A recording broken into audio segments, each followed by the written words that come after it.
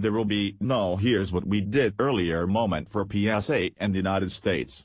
The brands built by the French manufacturer are of varying reputation in the U.S., since Peugeot left the American market in the early 1990s. An American customer is most likely to be aware of the Peugeot 205 GTI hatchback or the Citroën DS, the former of which was never even officially imported to the States, and the latter a car weird enough to do taxi duty in 2015 in Back to the Future 2. The last cars Peugeot sold in the U.S. were the squarely styled, rear-wheel drive 505 Saloon and Wagon, and the front-drive 405 offered in both body styles. As for Citroën, it left USA as early as 1974, with a few cars making it for specialist importers. The third offering of PSA is DS, which can be seen as a boutique version of Citroën, a Lexus/Infiniti sort of offering ranging from city hatches to mid-size cars. And of course PSA is the new owner of Opel, another nameplate long gone from the States. But now it's clear PSA Group wants to re-establish a foothold on the U.S. market.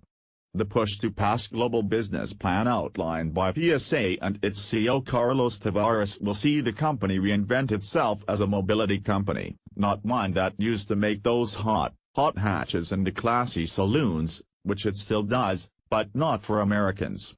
The project to gain a position in the States is through ride-hailing and car-sharing, using PSA products to create visibility and exposure for them. And now, PSA has enlisted former Nissan executive Dominique, a 30-year veteran of the U.S. automotive industry, to lead the re-entry. Automotive News quotes Dominique saying it's going to take a decade to make it happen, but that the U.S. presence cannot be ignored. This is a market that, as a full-line automaker, you need to be part of, but this is a 10-year project. It's not about jumping in and creating market share as quickly as possible.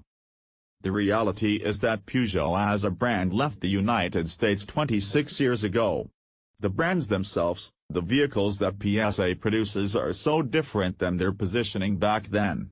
What happened back then, what went right, what might have gone wrong, the reasons for the exit, to me are irrelevant now, says Dominique.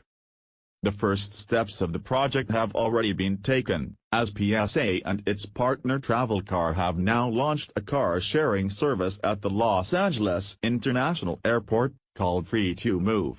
Later on, Free2Move will expand elsewhere. Another similar program is called BlueLA, which operates 100 shared vehicles and 200 charging stations in Los Angeles, using vehicles developed by PSA and its battery partner Bollore. An earlier phase of the BlueLA program was started in Indianapolis, under the name of BlueIndy. With the creation of the PSA North American entity, PSA Group makes an important step forward in the rollout of our project to progressively enter the region, said Carlos Tavares. Moving forward, we will ramp up our mobility activities and the development of car-sharing services.